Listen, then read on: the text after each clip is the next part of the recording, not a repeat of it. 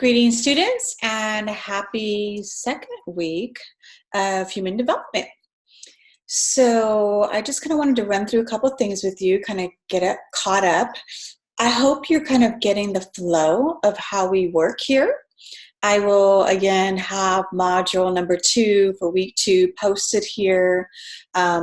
So some of the things we'll be doing, number 1, we'll be wrapping up our first exam chapters. So exam number 1 covers chapters 1 through 7. And we'll be wrapping up chapters 6 and 7. And so then what you're going to want to do is take exam number 1. So typically for exams, I give like a 2 or 3 day window, meaning that the exam is available anytime during that window. And once you click starting the exam, it is a timed exam. It is multiple choice true false questions. There are no fill in the blank, no essay, anything of that nature. In order to help prepare you for the exam, I will provide another video session of me going through your study guide. So you will want to have your study guide with you. I am going to be reading from the study guide. I want to make sure that you have the right information, that you were gathering the right information off of your PowerPoint slides, and that you have what is going to be on the exam. In addition, I tend to point out some of the questions that students get tripped up on, and I want to clarify that for you. Again, my goal here is never to have you not perform well. I want you to perform as well as possible, and I want you to learn the material in doing that. And so I will post that up in a day or two. I typically like to give you a couple days to go through the chapters 6 and 7, input that information into your study guide, so your study guide is done, and then you can watch the video session for exam number 1. And the good thing about it, again, is that it's a YouTube video, so it means that you can actually play it in your car or wherever you are. A lot of my students will tell me they commute and they listen to it. So maybe you can't see it, the actual visual, but they listen to it, and it helps to solidify the information they need for the exam in their brain, because again, this is a really fast-paced class. And so if that helps you, so that will be available. And then we're going to continue on with learning more chapters this week, and those will be posted online for you. In addition, you will have your case study number 2. So I hope you enjoyed last week's case study. I'm talking about baby Sally, and kind of the conversation that we had around what do we think ethically? Do we have issues with throwing away embryos? Do we have issues with baby Sally being somewhat of a guinea pig for her sister? How do we feel about that? And again, with our case studies, you're going to learn there's no right or wrong answer. And I will never really give you my opinion, because I don't want to influence you. The purpose of the case study is for you to really examine your value system and how you feel about the topic, and then for you to see other perspectives in your group members and hearing, wow, I never really thought of it that way, right? But when you walk away at the end of the day, how do you feel about it? Because remember, this class is really a journey about learning about yourself. And so we'll continue that process this time. This next case study is near and dear to my heart, because it's actually a study that I did, the very first study I did when I was in my doctorate program, working with foster youth. So this is a real study. This is not a fictional story like the Shannon family was last week, but this is a real story. And so we'll talk more about that later, but you will do the same thing. You will share out your initial post or reaction in your group discussion. And again, you're already assigned into groups. You'll only have a few members in that group. When you click on reply, you will post your initial discussion, and then you'll make sure to reply to at least one group member, right? That's what you need for full points for your activity. Don't forget your weekly reflections. It's a good place for you to just kind of process, right? You're just reflecting on, what did I learn this week? What was most interesting to me? How do I feel about this? Did this make me uncomfortable? Whatever it is, but it's your space to really do that.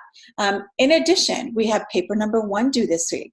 And so paper number 1, again, is your introduction paper to me. It is the way that you want me to learn about you. And so I'm going to be very upfront right now and tell you one of the things that students do to miss points on this paper is they're short. and your paper needs to be a minimum of 2 complete typed pages, meaning there should be a cover page, and the cover page just needs to have your name, human development online, the date, paper number 1. That's it. I mean, it doesn't have to have that much on it. And then the very next page, you should stop typing your text at the very top of the page, right? So don't restate your name, the class, don't do that, because you're taking up space to do that. And so then we should see 2 full type pages minimum. You can go over that. You can come up with 2 pages to talk about yourself. And I know you're like, no, really, I can't. I'm not that interesting. We'll figure it out, because that's your assignment. You need to do that. And you really can. If you're into anime, why are you into anime, right? If you love certain types of movies, if your culture is super important in your life, why? What are the values? What are the foods? What are the things that you love about your culture? Share those things, because you will be penalized for having a short paper, because our papers are worth 100 points, which is the same value as an exam. And the reason I do that is because not all of us test well. There's some students that just, even though they may know the information, they don't test well. And so this is an opportunity to earn full maximum points on your papers. So, and I look forward to reading them. I always enjoy learning about you. I hope you will take the challenge of being as vulnerable or open as possible. I'm the only one who reads her papers. I don't have a grader in your paper, because the more you're willing to talk about yourself, the more you're willing to grow. I've had students share with me their experiences with sexual abuse, their experiences with domestic violence, their experiences with, being beat to a pulp. I mean, horrible, horrible life experiences. But because they're able to talk about that, that's one of the stuff that kind of, like I just say, is the stuff, the challenges in life that we didn't ask for, but they happen to us. When you can talk about that, then you're processing and you're healing from that, and we can grow from that. When we don't talk about it, that's when maybe we don't have as much healing done there. And they've happened to all of us. Life happens, right? You need to understand that. It's how we react to that. So I'm looking forward to paper number 1. So make sure that you're aware of your due dates for this class. One of the ways I like to do that is on the left-hand side in Canvas, you will see the tab that says syllabus. And if you click on the tab syllabus, it brings up what we call a course summary. And the course summary has all of the assignments, activities, exams, everything in chronological order or in due date order. And so as a student, or, I would live by that course summary, because it helps me to put into my calendar or be aware of when is what. And so there'll be a different day that paper number 1 is due, and a different time frame for exam number 1, and a different time frame for your group study. Again, we fly in this class, we're busy, but if you're engaged, it should be a really exciting opportunity for you. So let me make sure I covered everything. Again, this is a points-based class, so remember that. I don't weigh assignments differently, so your goal is to earn as many points as possible. So try to keep up with those due dates, because you're losing points if you're submitting assignments late, or if you're not submitting them at all. In addition, take advantage of that extra credit opportunity, 2 extra credit opportunities, right? So make sure that you are using that. You can submit that at any time. It's open right now, so you could actually submit it now.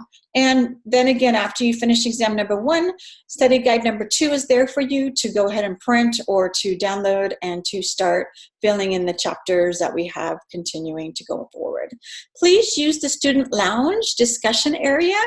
Communicate any questions that you might have, as well as any cool things. So if you're like, man, this chapter really spoke to me, or I could totally see this, and what's going on in my life, or what happened, share that so we can start a good discussion about the realities of life.